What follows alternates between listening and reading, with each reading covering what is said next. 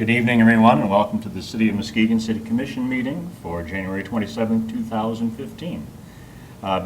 Before we begin the proceedings, I'd like to welcome Pastor Melvin Burns from Agape Christian Fellowship Center to lead us in prayer, and we will follow that by the Pledge of Allegiance. So, Pastor, yes, if you would take the podium, please. Good evening, and thank you for inviting me here. Let us pray. Father, we thank you for just the privilege and opportunity you give us this evening. Father, a chance to come together to represent and review and plan for this great city. Father, we just ask you tonight just to bless these elected officials, Father. Give them the wisdom and the knowledge and understanding to serve the people of this community. We ask you tonight, Father, to bless their staff, all the workers and volunteers that make this community move forward as they've planned.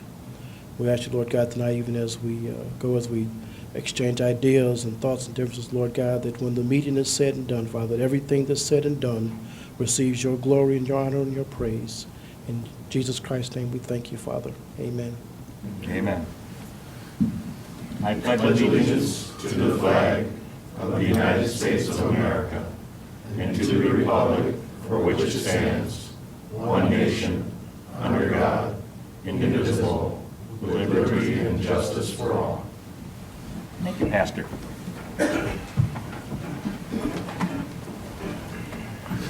May we have the roll call, please? Commissioner German, Here. Commissioner Muskegon, Here. Commissioner Turnquist, Here. Commissioner Johnson, Here. Mayor Gallman, Here. Commissioner Hood, Here. Vice Mayor Spataro. Here. Thank you. May we have the consent agenda? Approval of minutes, City Clerk, summary request to approve minutes of the January 12th Commission Work Session meeting and the January 13th City Commission meeting. Staff recommendation, approval of the minutes. Metro PCS First Amendment to the Tower Lease Agreement, Public Works, summary request. Approve this current staff negotiated amendment to the contract with Metro PCS and rescind approval of the previous amendment 2014-86D on November 10th, 2014. This request is a result of language changes requested by Metro PCS after the Commission approval on November 10th. The new language changes have been reviewed and accepted by City staff and by the City Attorney. Staff recommendation to approve this First Amendment to the 2009 lease agreement and to authorize the mayor and clerk to sign. Amendment to the zoning ordinance, planning and economic development. Summary request. Request to amend the zoning ordinance to allow crematories as a special land use permitted in B4 general business districts by Sitsima Properties LLC. Staff recommendation to approve the zoning ordinance amendment. Committee recommendation. The Planning Commission unanimously recommended approval of the request at their January meeting. Thank you. Commissioners, you've heard the consent agenda as presented. Are there any items you wish to have removed for further discussion? Commissioner Johnson? Item C, amendment to the zoning ordinance. Any others? Vice Mayor? Thank you. I would move that we approve the consent agenda minus item C, Cat. It has been moved by the Vice Mayor, seconded by Commissioner Turnquist to approve the consent agenda minus item C. Any discussion? Roll call, please. Mayor Gallman, Yes. Commissioner Hood, Yes. Vice Mayor Spataro, Yes. Commissioner German, Yes. Commissioner Muskegon, Yes. Commissioner Turnquist, Yes. Commissioner Johnson. Yes. Motion passes. Thank you. Commissioner Johnson? I move to amend the zoning ordinance to allow crematories as special land use permitted in B4 general business districts. Second. It has been moved by Commissioner Johnson, seconded by Commissioner German, to approve the request to amend the zoning ordinance to allow crematories as a special land use permit in B4 general business districts by Sitesma Properties LLC. Commissioner? I think we have several representatives of the Sitesma properties. Would someone care to come up and present your plans for the crematorium? If I could just have your name and address and blood type, John. Okay. John Sitesma. I guess I would be the managing partner of Sitesma Properties LLC, located at 737 East Apple Avenue, Muskegon, Michigan. This was a request for special use in the B4 to give really the Planning Commission total control of this as it goes forward, so that everybody would have to come before them to seek that request. Just to give you a little bit of background quite quickly, we have been part of the City of Muskegon since 1929. I became licensed in 1972 when our percent of cremation was less than 1%. Today, we're just under 50%. A lot of things have brought that into being for the change, not the least of which is the economic downturn of 2008, 2009. It is more economical. It gives families a lot of option as far as keeping the ashes, interring them, scattering them. As they move, we've become more of a mobile society. And currently, we have more and more families that are requesting to witness this. And I know that's perhaps a little gruesome to some of you, and I understand that, but for many families, it's the last thing that they can do. If we're turned down, it's not going to stop us, but we wanted to come to the city first because it's our home office. We have a building that is suitable for it. We're near the intersection of Apple and Getty, and on those four corners, 2 of those buildings are empty. So we're trying to keep as much as we can in the city, rather than asking our families to get in the car and go with us to a light industrial park to witness this. We have great facilities. It's just something that we feel we can do. I guess I'd be happy to answer any other questions. Commissioner? No, I appreciate that, the presentation and the explanation for the rationale as to why you want it on site versus going to an industrial. That certainly makes sense. And let me also convey my condolences to the Sites and the family of the loss of your matriarch recently. Thank you.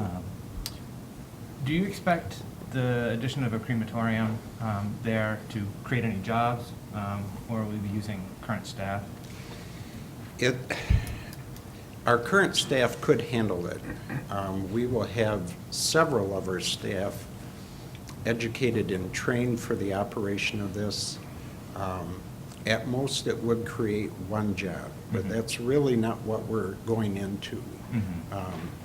I don't want to gloat about this, but, and we have no complaints with West Michigan Crematory, who we currently use. They do a fine job, but nobody can do it better than us. That's kind of been our mantra over the years, and it's just one more thing that we're able to offer the families that's under our control. What are your expected hours of operations for the crematorium itself?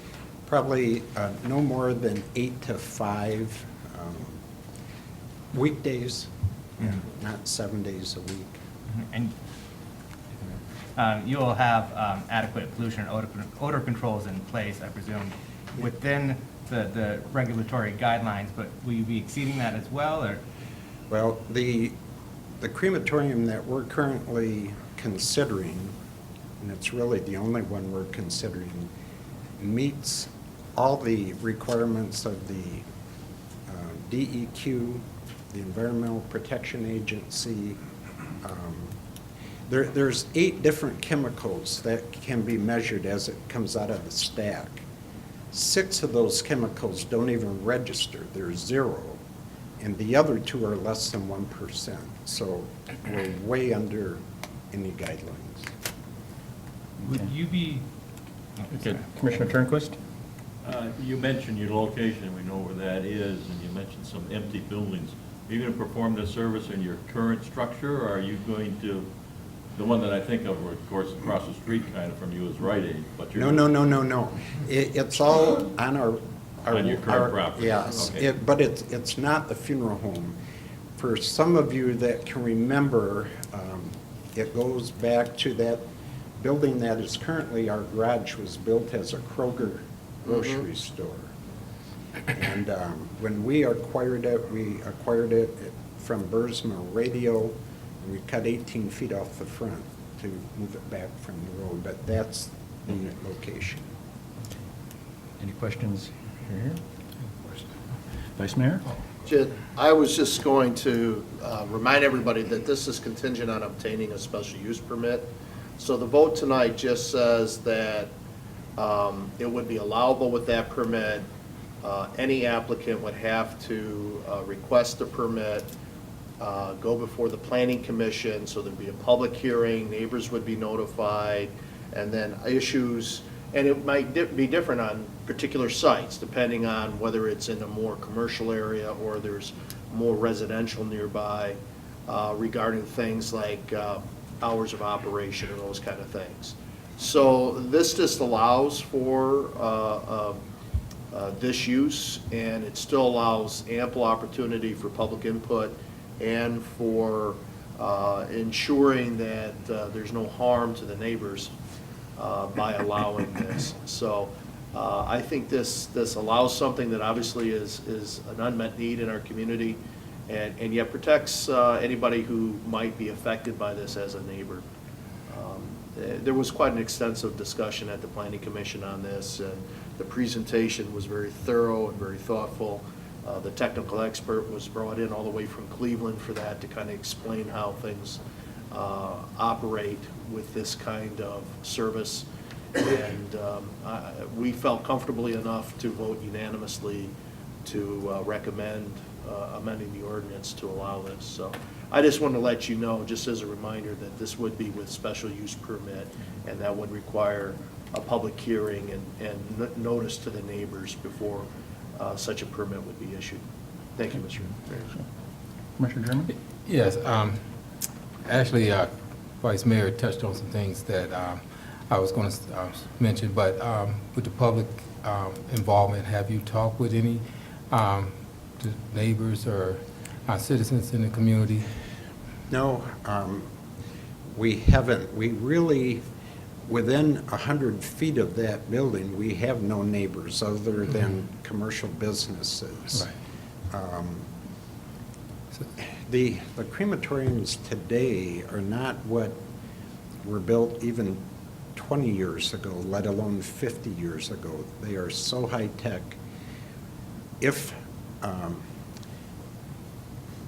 If there would be an adverse effect, they automatically shut down. So we're not anticipating any problem with it whatsoever. Okay. Okay. And that type of service hasn't been performed at that location at all? No. As of right now? No. Well, I'm quite familiar with your business, been there for years. I was a student at Angel Elementary School. Oh, I used yeah. to walk past that. So, and I actually been in your building before, and you run a very respectable, professional business, so. When we moved there, Apple Avenue was a dirt two-track. So it's been a while. That was before your time. And yours. Thank you. Thank you. Commissioner Johnson? Yeah, I think adding this as a special use versus a principal use is the appropriate way to go. It does allow for public input and hearing, as the Vice Mayor indicated. And so what may be appropriate in one portion of B4 zoning may not be appropriate elsewhere in the city. And incidentally, I did speak to some of your neighbors, some of the businesses in the area, even though all we're doing is amending the Right. zoning to allow it, and they'll have an opportunity to weigh in down the road at a public hearing. But I just wanted to talk to a few of the businesses around there to get their input. Only one person had any reservation about it. The others were indifferent, didn't have a problem with that addition. One was under the impression it was already there, Oh. and that activity was already happening. So just as an aside. One last question. Will this crematorium be servicing only Saitsuma Funeral Homes, or will you be opening it up to other? No, at this point, we're just planning to use it for Saitsuma Funeral Home. We have enough need that that will keep it going. Okay. Okay. Thank you. I appreciate your time in coming. Thank you. Thank you, Thank you. John. Anything else, commissioners? If not, roll call, please. Commissioner Turnquist? Yes. Commissioner Johnson? Yes. Mayor Galvin? Yes. Commissioner Hood? Yes. Vice Mayor Spataro? Yes. Commissioner German? Yes. Commissioner Muskegon? Yes. Motion passes. Thank you. Gentlemen, thank you. Good luck, guys. New business, please. Increase fire staffing levels, firefighter. Public safety. Summary of request. The Director of Public Safety requests that the City Commission review and authorize the increase of fire staffing from the current level of 30 firefighters to an authorized strength of level of 33. This would allow 11 firefighters per shift, which would complement our career staff and significantly reduce our current overtime cost.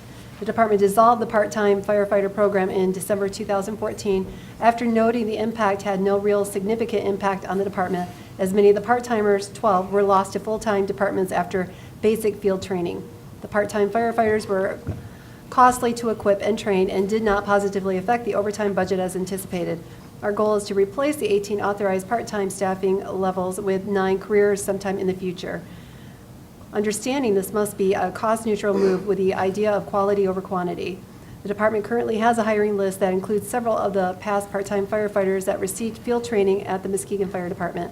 Staff recommendations, staff recommends approval of the additional staffing positions. Vice Mayor? Thank you. I would move that we approve the additional staffing positions as described. Support. It's been moved by the Vice Mayor, supported by Commissioner Johnson, to approve the additional staffing position for fire staffing. Vice Mayor? Thank you. First, I'd like to thank our firefighters for their willingness and flexibility to allow the use of part-time firefighters, understanding, the budget realities that we face. That was not an easy step, and it was appreciated by me at least, and I'm sure all of us here, that they were willing to make that step and take that effort. I also appreciate the fact that instead of pursuing something that obviously isn't working, our management has shown the flexibility of saying, if we're not getting what we thought we'd get out of this, let's go in a different direction and find a more effective way to protect the citizens of Muskegon. So I think sometimes we're not always quick to say thank you when people have shown that kind of flexibility and dedication to the community that's needed to be willing to make compromises and changes like this. So I think this is a very reasonable proposal, given the history of the attempt to see if part-timers as a supplement to our full-time firefighters made sense. And I look forward to bringing some new full-time people on board and getting our staffing levels where they need to be. So, thank you. Thank you. Anyone else? Commissioner? I got a Good. question. This is a entry-level position? Are these Yes. entry-level positions? Yes. And is there any special training that's going to be required, or will we be training?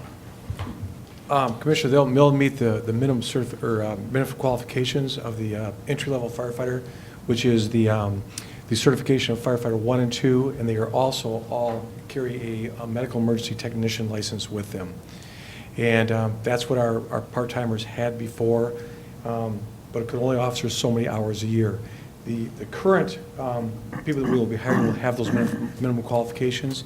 And from our hiring pool, we actually had some of our part-timers that we had trained in the Muskegon Police Department that were on that list. We had just hired 3 back in October, if you recall. One to replace our BAT chief, which was Ron Lindstrom, and the other 2 were basically 2 new firefighters, but from our part-time ranks. And when I last checked, we still have part-timers on that hiring list if they're still available. One of those people had gone to Detroit, and we're hoping that maybe they would consider, if the job is offered, that they would come back to us. Okay. Anything else? Thank you, Chief. Okay. Commissioner Turnquist? We have trained some part-time people, and when a full-time position has opened up elsewhere, they've left us. Absolutely. Okay. Thank you, Chief. If there's nothing else, roll call, please. Vice Mayor Spataro? Yes. Commissioner German? Yes. Commissioner Muskegon? Yes. Commissioner Turnquist? Yes. Commissioner Johnson? Yes. Mayor Galvin? Yes. Commissioner Hood? Yes. Motion passes. Thank you. Thank you, gentlemen. Thanks, guys. Item B, please. Concurrence with the Housing Board of Appeals notice and order to demolish the following: public safety, 1073 William Street, 324 West Larch Avenue, 448 East Isabella Avenue, 619 Amity Avenue. Summary request. This is to request that the City Commission concur with the findings of the Housing Board of Appeals that the structures are unsafe, substandard, a public nuisance, and that they be demolished within 30 days or infraction tickets may be issued. It is further requested that the administration be directed to obtain bids for the demolition of the structures, and that the mayor and city clerk be authorized and directed to execute a contract for demolition with the lowest responsible bidder. Staff recommendation to concur with the Housing Board of Appeals decision to demolish. Thank you. Is there anyone in the audience here to speak on 1073 William Street? Is there anyone in the audience here to speak on 324 West Larch? Is there anyone here to speak on 448 East Isabella? Is there anyone here to speak on 619 Amity? Okay, thank you.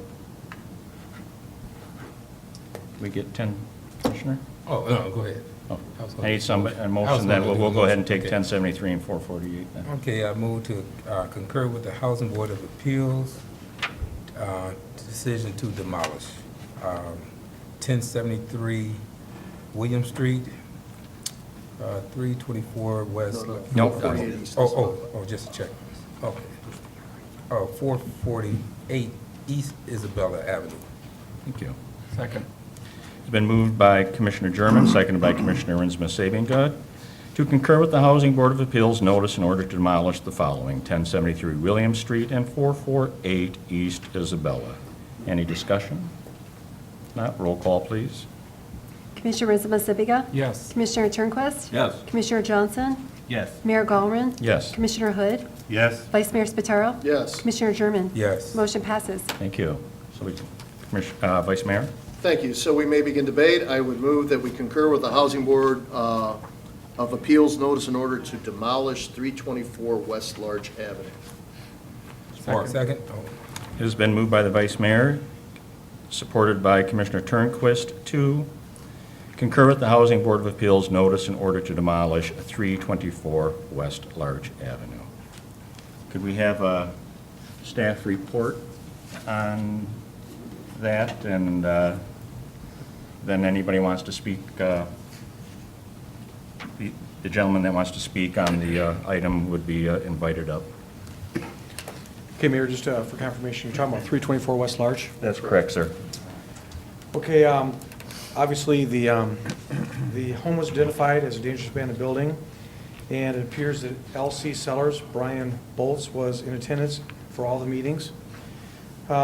Ms. Duncan did appear, I'm not sure who Ms. Duncan is, but did appear at the first HBA meeting. Her husband was not available. The HBA tabled the case so that Safefield could then talk about, what this was going on. Safefield scheduled a couple of different inspections, once in November, once in December of 2014. Both those were canceled. The Housing Board of Appeals did declare on November 6th, 2014, because no one was there and trade inspections timeline was not completed. So what I'm trying to tell you is several things went back and forth as far as this house, and then, of course, the Housing Board of Appeals declared it to be dangerous and abandoned. All certified letters were returned to Mr. Duncan. 3 dates were shown that someone from the post office did try to sign for it before it was sent back. The home was also posted, and each of these certified mailings were sent out. Okay. So it's gone through the process, and this is kind of a rather complicated one, but it did meet the criteria of the Housing Board of Appeals. And after Safefield testified, and I was there along with Hope Mitchell, it was determined this building should move forward towards demolition. Okay, thank you. So there was extensive attempts at the contacts, and Yes. the proceedings were held. With all these homes, yes. Okay, thank you. Okay. Sir, you wanted to speak on this particular address? I just need to have you take the podium and just give your name and your address just for the record, and then we'll take your statement. Hi, my name is Brian Boltsy. My address is 3579 West Webster in Montague. I'm basically here to find out what's going on with it. I sold it to the Duncans But she's already told me that if it gets demolished, she's not gonna finish paying me for it. So I don't know where it's at. I can't afford to get it back out with everything that's behind right now that they were supposed to pay according to the contract I have with them. So I guess I'm left where I'm gonna have to take them to small claims court.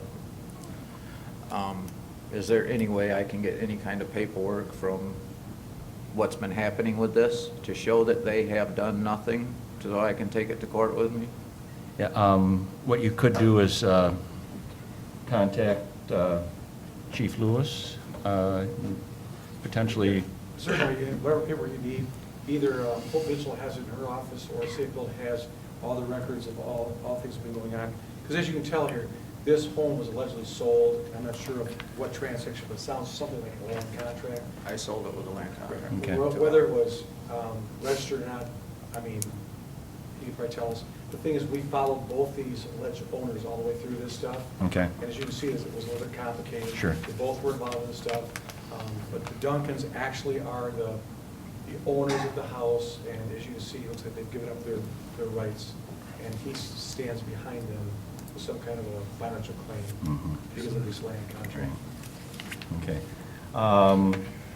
So, Hope, could you give this gentleman direction for contact with Safe Build? Just kind of guide him where he needs to go for the correct information, and then could just they'll contact her they'll at put Safe you Build. they'll put you in the right direction. Get the Okay. paperwork. Okay. Thank you. Anything else, gentlemen? Not roll call, please. Commissioner Hood, Yes. Vice Mayor Spataro, Yes? Commissioner German. Yes. Commissioner Rinsema-Sibiga. Yes. Commissioner Turnquist. Yes. Commissioner Johnson. Yes. Mayor Gallren. Yes. Motion passes. Vice Mayor? I would move that we concur with the Housing Board of Appeals notice in order to demolish 619 Amity Avenue. Second. It has been moved by the Vice Mayor, seconded by Commissioner Hood, to concur with the Housing Board of Appeals notice in order to demolish 619 Amity Avenue. I believe, were we not talking about 324 West Larch? Yes. And that 619 is still, We just voted on it. okay. We voted on 324, so that's done. Yeah, that's done, so it's 619. And, sir? Staff recommendation? Yeah, Staff report. staff report on the 619 Amity? Okay, 619 Amity, this originated back in May of 2009. There was a prior owner who went to the Housing Board of Appeals. The property was then foreclosed on by the county and went up for tax sale. There was a new property owner that appeared on the scene and wanted to reclaim the house. This person, who I believe is here today, had the home inspected, and there was a timeline set for the repairs to be done. And this had gone through the Housing Board of Appeals for their blessing for this to occur. The current owner, Mr. Farhad, did obtain a permit. Sometime in 2014, the work suddenly stopped and nothing was going on. There was no inspections for that work that was done, and the permits were expired. The timeline showed that it would be completed no later than June 15th. At that time, it went through the process and went through the Housing Board of Appeals, and once again, after they had done their inspections, the state equalized value did not equal the cost to actually repair the house, and the Housing Board of Appeals did declare it was a dangerous abandonment. Okay, thank you. Good time. Thank you. And you, Mr. Farhad? Good evening. My name is Mustafa Azam on behalf of Farhad Azam. He's not here today. Okay. And the location of 619 Avenue. I'm here to, on behalf of him, just request for a little more time. We work on the house. We done a little bit plumbing, a little bit. We have electricity, and we working through get water and work everything. We install the windows. Some of them not correctly installed. We like to install that. I just here to request for a little more time, and we cannot afford to lose it. And we like to build a house and move in ourselves, just it's not for sale or anything, just move ourselves in the house. So we just request for a little time, if it's possible. At this juncture, at the rate this has progressed, the one option that you or the owner would have would be to go to the circuit court, Yes, sir. should this progress to the demolition. And it's 5,000? Yes. Okay. And placing 5,000 with the court, I'm sorry? With the city. With the city, I'm sorry, with the city, you could ask the court for, how do we? Temporary restraining order. A writ of superintendent control. Okay. And the writ would possibly be granted you with a timeline in order to come into compliance Yes. and make good on the work. And once that has been met satisfactorily, the 5,000 would be returned. Yes. If not, it would be utilized for the demolition. But at this juncture, due to the fact of the amount of time right. that has occurred, but with the process, you could speak with staff afterwards, and they could give you the direction that you would need in order to pursue that. All right. Okay. Thanks a lot, I appreciate it. You bet. Thank you. Anything, Commissioner? Thank you, Mr. Chairman. I spoke with Mr. Sahi earlier today. I don't know the Sahi family, never met him, never spoken before, but I wanted to reach out to him because that home, one, looked like the least of the disrepair of the four before us, and it looked to have a unique architectural type or of interest, maybe not historically significant. It is roughly 100 years old itself, and it looked like it was a lovely home at one point. It could be a lovely home again, given proper TLC. And interestingly, there are 2 vacant lots already immediately to the east of it, so I'm a little leery of tearing down a house and creating a gaping hole in a block. Then there's a very nicely maintained home immediately to the west of it. But I did speak to Mr. Sahi to get some kind of background, because I found it interesting that, you know, a person bought this home in January with intention of fixing it up, got building permits issued, and then started some of the work but wasn't able to complete it. And I wanted to get some information or some background about it. And according to Mr. Sahi, after getting the building permits issued, one of the key encumbrances on him initially was the inclement weather. As you may recall, this was a very brutal winter last year. So February, March, we didn't even start getting thawed out till April, May. So the first several months of the building permits, basically he wasn't able to get much done. He did start some himself. He also indicated that he tried getting contractors to do some work as well, and was finding that there was a dearth of contractors. There weren't enough contractors. And if you've done any contract work recently, you'll know that the high demand, low supply on contractors. We don't have enough skilled tradesmen in the contract and the building trades. And so that was another issue that he was finding, was difficulty getting contractors at a reasonable price. I mean, there were high rates due to high demand and low supply. As the gentleman said, they do intend on moving in there. They would like to move in there once it's fixed up. And Mr. Sahi conveyed his the extent to which he loves that home and wants to live in that home. And I think it'd be appropriate, and I implore my fellow commissioners to give this family more time to pursue these renovations, to pursue these repairs, so that we may welcome this family into our city. Vice Mayor? Thank you. I certainly can appreciate all that, and I've certainly heard many similar stories over the years as we've dealt with these issues. And some folks are very sincere and actually are able to complete what they say they're going to do. Others, for reasons, either lack of interest or completely out of their control, are unable to complete the things that they had agreed to do. I look at the material that was provided to us, and what concerns me is that all the letters that were mailed as certified mail, which has to be done at each step of the process. As we heard on an earlier case, when their ownership wasn't clear, they actually were sending notices to both the owner of record and the person who was purchasing it via land contract. They really work hard on the Housing Board of Appeals to reach out to that owner and work out a means of maintaining that property, getting it up to code, and retaining it as an asset to the city. So it was a little disturbing when those letters were returned unsigned, stating they were unclaimed.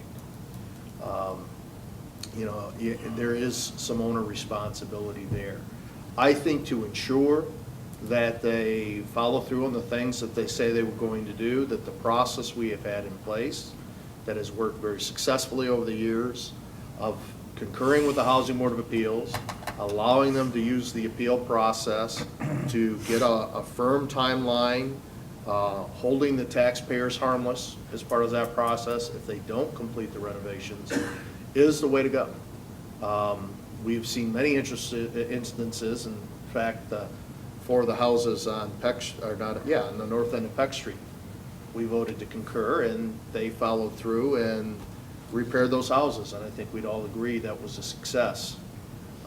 So if we say we're going to get more time, then that opens the door to being here a year from now dealing with the same issue.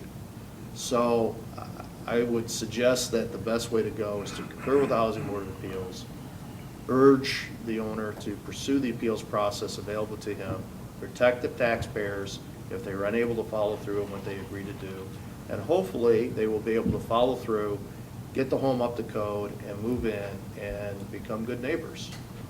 That's what we all hope with this process. Thank you. Anything else, gentlemen? Commissioner I'd like Turnquist? to ask the chief a question, if I may. Our last full-blown inspection was in January of 2014, after which a letter was written to Mr. Sahi with some deadline dates of March 30th, April 19th, May 10th. You said that you have done some work.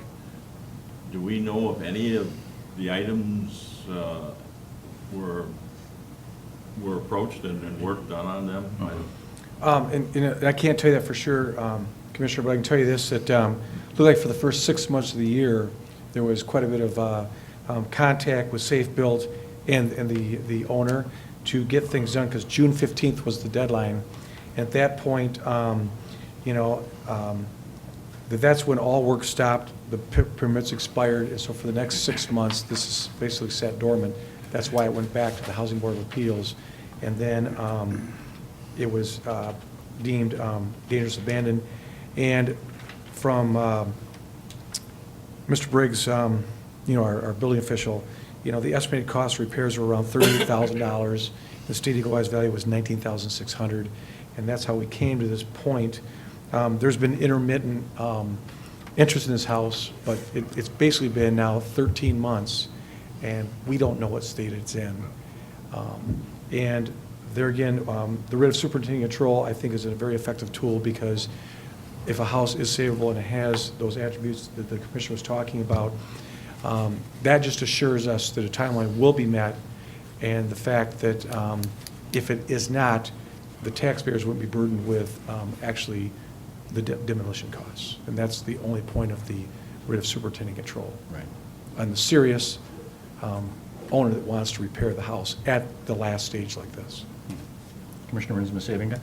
So just to clarify, none of the inspections have been performed on the permits that were pulled? They are all expired? Yeah, apparently the permits are expired, and that was, they were never called back to inspect the work based on those permits. Because, so if we're going by the list established in early 2014, I mean, there's some major things to be done in the house. I mean, the electric service needs to be replaced, restore all plumbing. I mean, those are some pretty major items, that if there's no work done and those permits have expired, I mean, that's just a really, quite a long time, and some of the most basic things that need to be done on repairing a house. So I would like to extend people more time, but I just don't see that happening. And if there's been no progress made and none of those permits have been closed, or we have any progress reports, I just No. don't see it moving No, forward. everything's been expired. And we've been at this since 2013. Commissioner? I thought I heard, I'm sorry. Yeah, we did some work on the roof, the shingles, everything is completely done. One dude, most of them, all of them installed, we knew them, but they weren't installed right away. Whatever the code says, so. You said something about you Hold on. did Could- electric Could and you, plumbing. could you step back up and take the microphone again? We have electricity that's inside the house. The wire, it been wiring all around. It's not like completely done, same as the plumbing. Everything went through, the pipes are in there. We took the old pipes out, everything is there, but it's not like completely 100% done. Right, and it's no longer permitted and it has not been inspected. Question there. Once you completed that plumbing and piping, did you call the inspectors out to inspect that? I believe, I'm not the owner. Okay. I'm talking on behalf of him. Right. I'm pretty sure there was a few time inspection. They came from, I believe from City Hall. They look around and stuff, but I'm not, like I said, I'm not the Right. owner. I cannot speak whatever he knows. So I don't know everything. Okay. But I was there helping most the stuff. Everything is not like completely 100% done, but the house, it been work in the house. Right.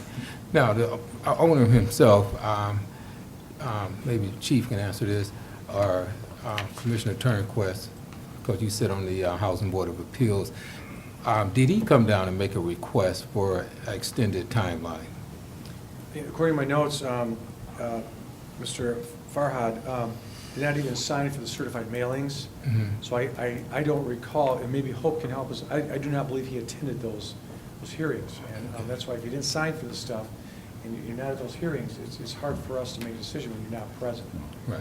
And I think we're at a disadvantage due to the fact that we don't have the owner in front of us. Right. And we don't have any proofs. And his advocate has indicated that materials are on site, however, the work is not completed.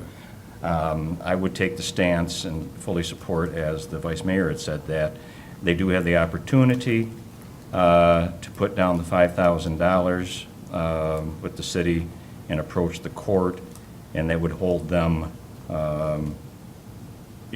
to their contention that they're committed to the project.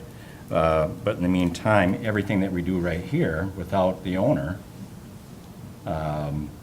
and due to the fact of the history on this, we're making a lot of suppositions.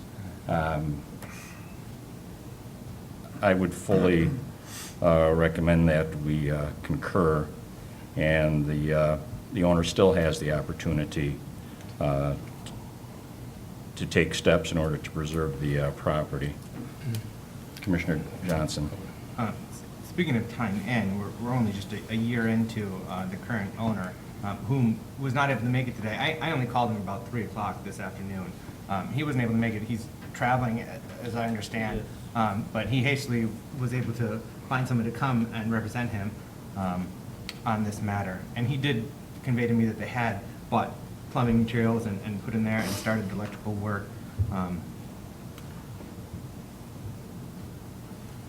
But I lost my train of thought. 1 minute. So that's why Mr. Sahi is not here. He's away traveling. Staff might be able to answer this, or our commissioner on the Housing Board of Appeals. Is it standard protocol if certified mail is returned to call the person whose phone number is on record? Did anyone contact via phone Mr. Sahi? You know, we don't usually make a standard procedure or a standard phone call to the person. The reason we do certified mailings is because that is a court-accepted notification process. To actually send out a certified mailing, there's two kinds, restricted and not restricted. Because when that comes, that's like an intention that, hey, we need to see. We put the owner's name on there, and then, I mean, they do have a notice to accept that, or inquire to what they are. We even have people go to the post office, and they'll look at it, but they won't accept it. You know, and there's things that go on, but certified mailing is the best because people can miss a phone call or a voicemail. Certified mailing shows proof that we actually took action. It's a costly procedure, but there again, that's why when we come in front of you, we have to show that we made a consorted, certified effort to contact these owners before we take this kind of action against someone. And I think that's why this gentleman is here today, because the owner did know there was a proceeding set forth. It's the court and legal accepted procedure. One more.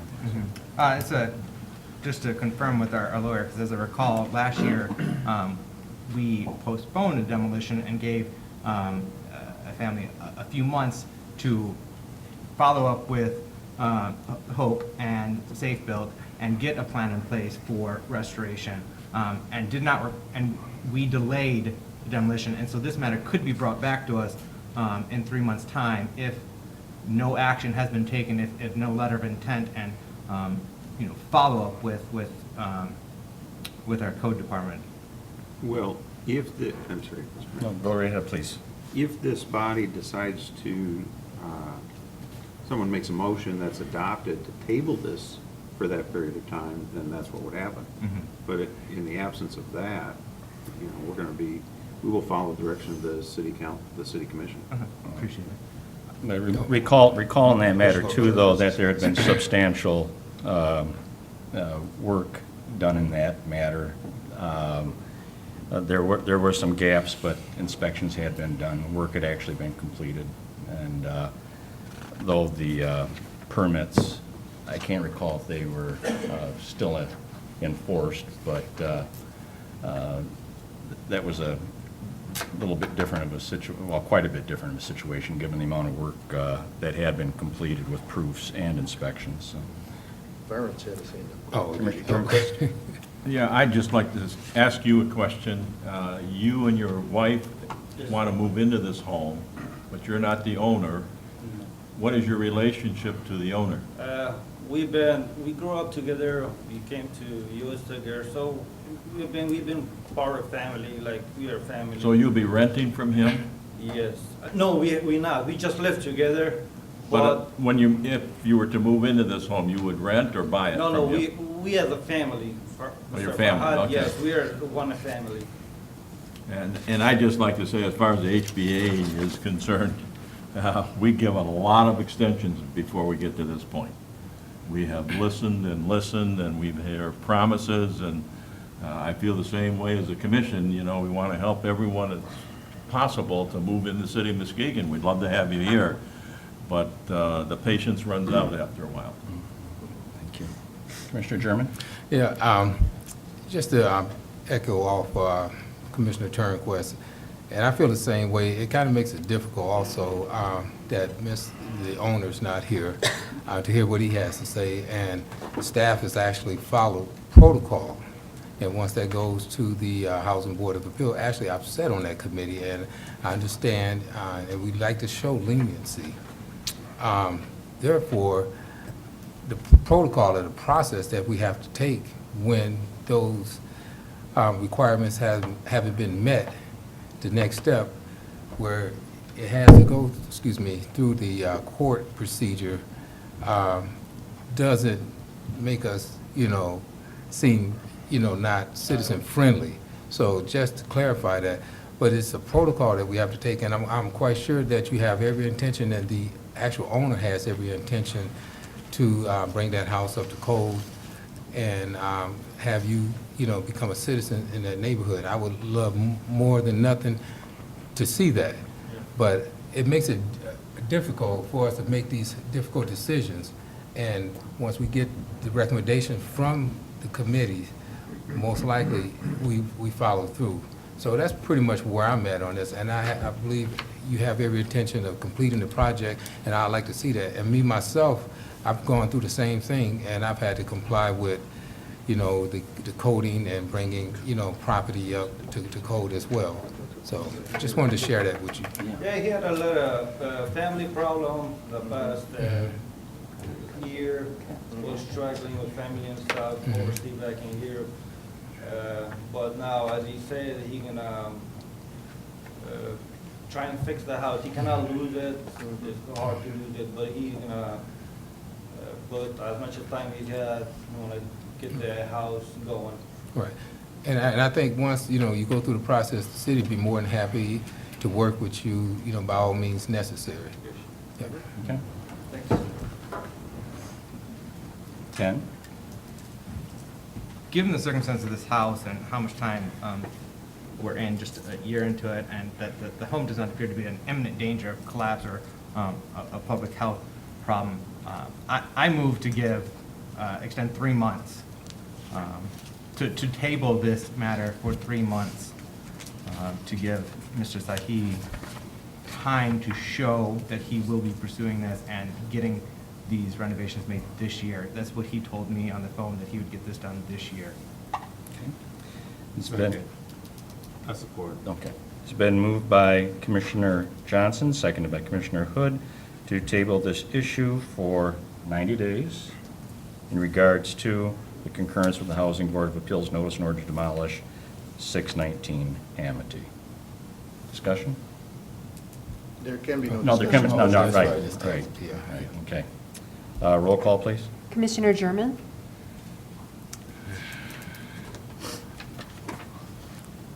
I'm going to say yes, due to the fact that I believe this gentleman's, oh, okay. Yeah, Oh, okay. Just the vote. Commissioner Rensema Sipiga? No. Commissioner Turnquist? No. Commissioner Johnson? Yes. Mayor Galvin? No? Commissioner Hood? Yes. Vice Mayor Spataro? No. Motion fails. Okay. The motion still on the floor then for the concurrence with the Housing Board of Appeals notice in order to demolish 619 Amity. Roll call, please. Commissioner Johnson? No. Mayor Galvin? Yes? Commissioner Hood? No. Vice Mayor Spataro? Yes. Commissioner German? Yes. Commissioner Rensema Sipiga? Yes. Commissioner Turnquist? Yes. Motion passes. Okay, thank you. Please see staff towards the end of the meeting, and they will be able to give you some information regarding the process for approaching the court on the matter, okay? Mr. Mayor, if I may, just for anybody out there who owns property, who may be going through this process, I want everybody to take a message out that if the city's trying to contact you, don't ignore the letters. Our Housing Board of Appeals, as Commissioner Turnquist said, is dedicated to helping people get their properties repaired and safe to occupy. And they will work with people who are showing good faith efforts to do that. You gotta respond to those notices. You need to show up and discuss what you're trying to do with the Housing Board of Appeals. When those efforts are exhausted, those are the only properties that make it to us. And, you know, we don't like it when properties have to come up here for demolition, because that meant that, you know, that process failed, and we're gonna lose a property. So I cannot emphasize enough, if you get a certified letter from the city of Muskegon regarding your property, open it, respond, show up in front of the Housing Board of Appeals, and they will be more than willing to work with you on salvaging your property and making sure it's safe for you, your customers if it's commercial, or the residents if it's you or renters that you're renting to. And that's what this is all about, is to make sure that these properties are safe, that they're safe for the people who use them, they're safe for our first responders who may have to enter them in an emergency, and, you know, that they're a good neighbor and a good asset to the community. So, thank you, Mr. Mayor. Vice Mayor? Any other business? Any other business? Are there any members of the audience from the public that would like to address the commission at this time? Ma'am?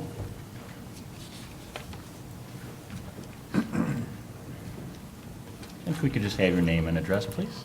Yeah, my name is Faith Grusbeck. I live at 775 Washington Avenue.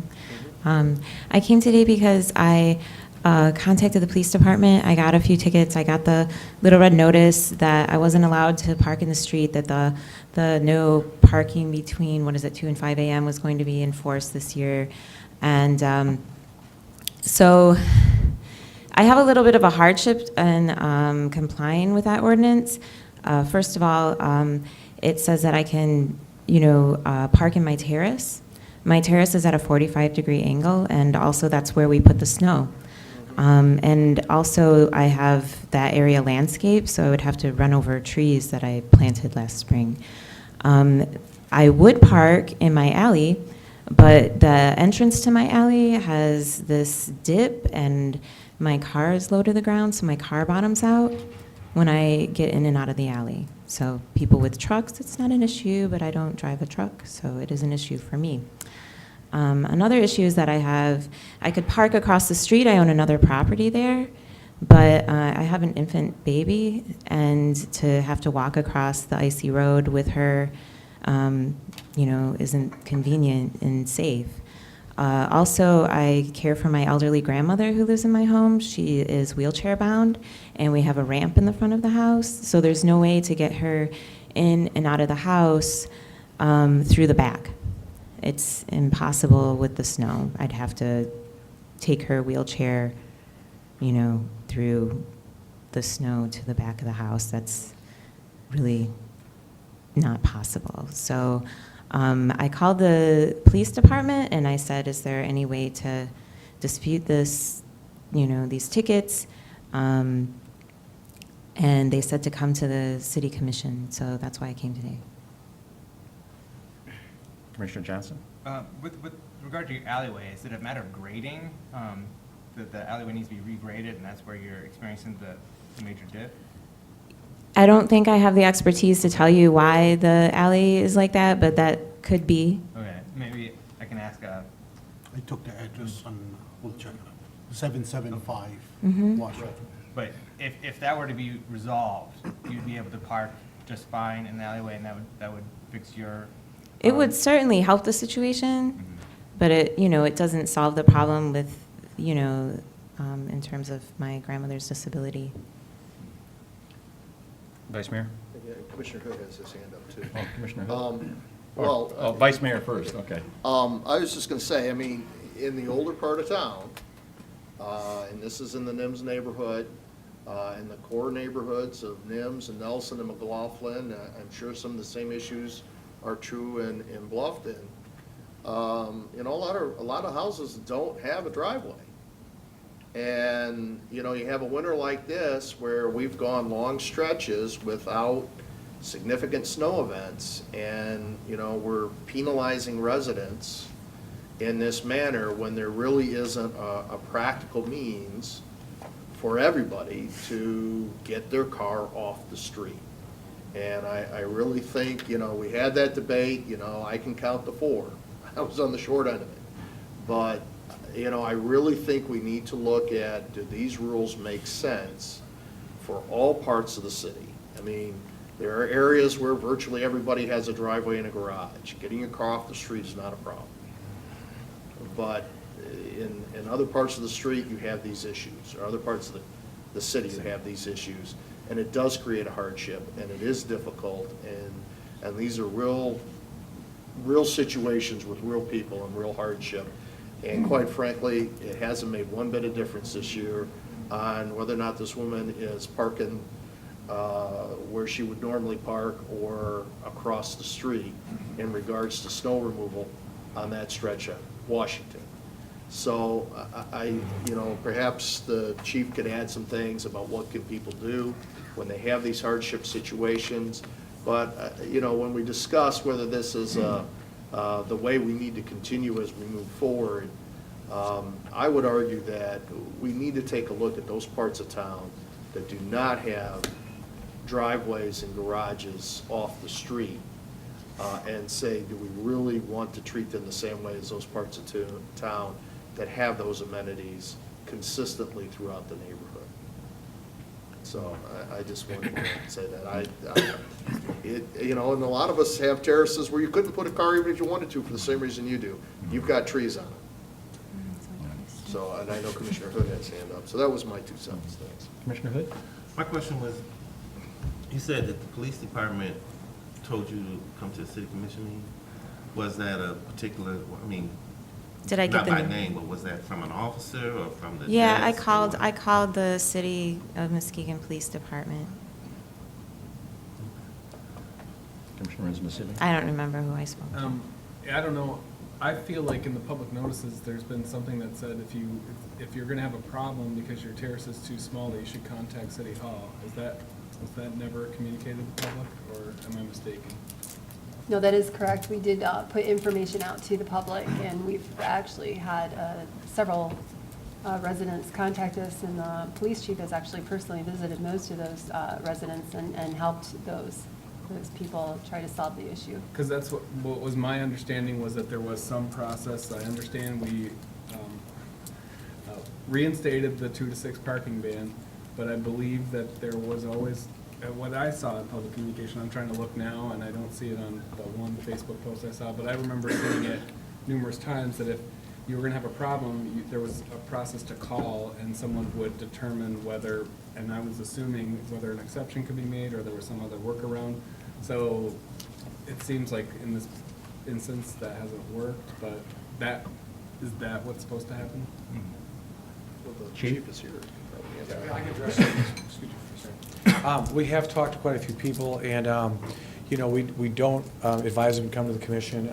I'm surprised because we talked to a woman earlier today who had a similar situation like that, and Captain Fenwick talked to her, and we came up with a temporary solution for her, but there is a long-term problem she's going to have to take care of, because we have did site visits, and sometimes we see a lot of situations like this where, through time, someone has closed the alley, someone has decided to not use their parking space anymore for a car, and they'd rather maybe have their backyard for, let's say, some kind of a play area for their children, whatever, and they've altered their situation. And we've made recommendations to them, and we a lot of times have them recontact zoning, to put back an area that they can have some off-street parking. Because one of the major issues is when we have snowfall like we have right now that is significant, some people aren't able to remove it from the terrace onto like maybe their front yard and then park on the terrace. That's a problem, especially if they've let it set up. It's very hard. And like I told you before, sometimes they've either maybe the person before them have altered these parking situations. And I have gone to just one where I could actually say that the person really didn't have anywhere to park. And it goes back to the zoning as to what we're going to do to work with them to get them to have some kind of off-street parking, because I think Mo can address the importance of maintaining our streets.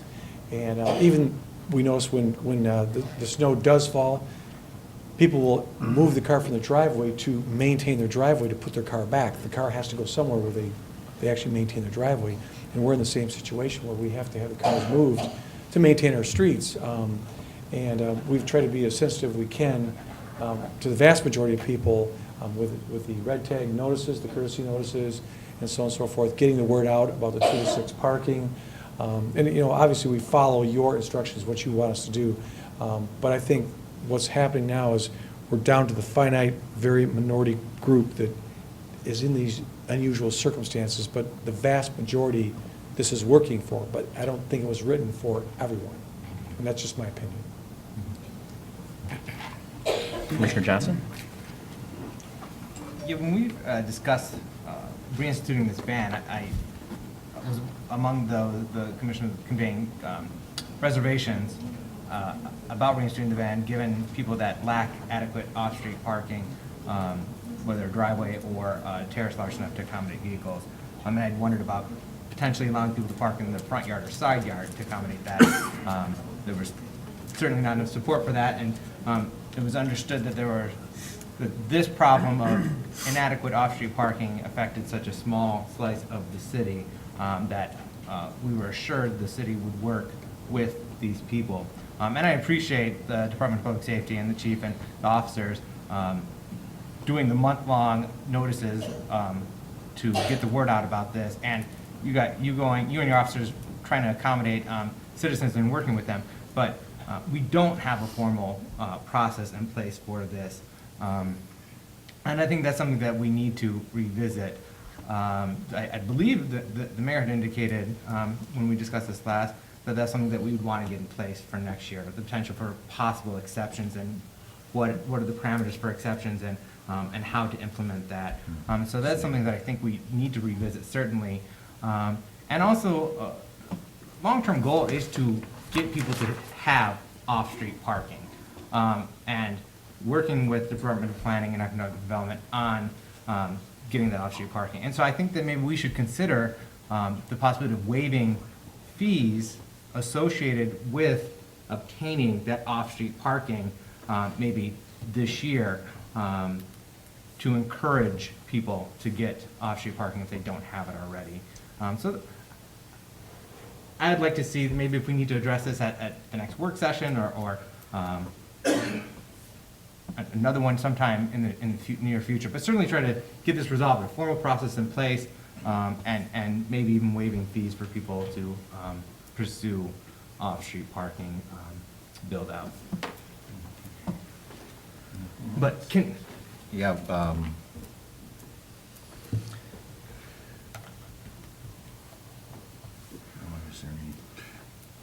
We'll check with her and we'll check with her and we'll get back to her. May I just ask the chief a question? Sure. I'm not so sure about the chief, the statement about coming to the city commission about the ticket.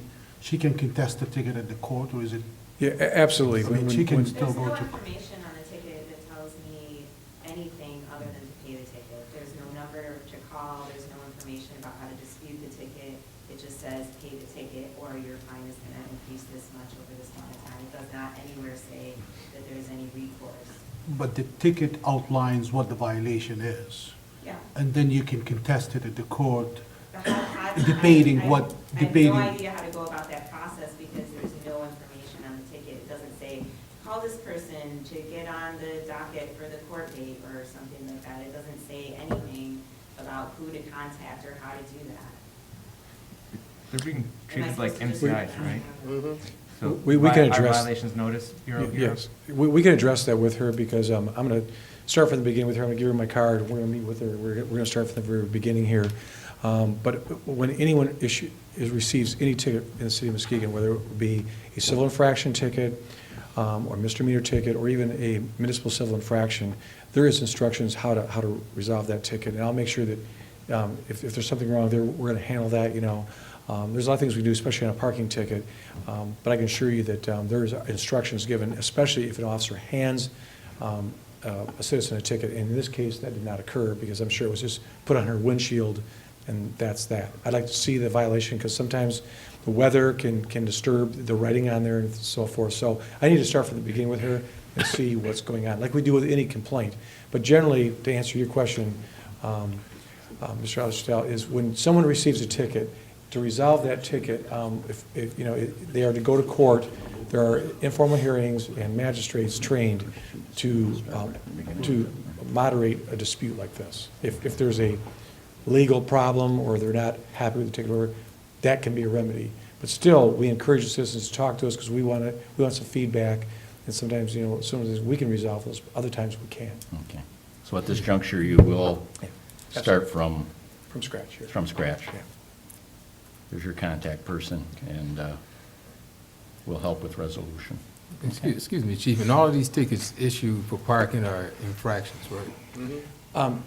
Generally, a ticket issued by us is what they call a municipal civil infraction. Okay. They carry a very low fine. They're under our local fee schedule, not the state fee schedule. I think we covered that a couple months ago.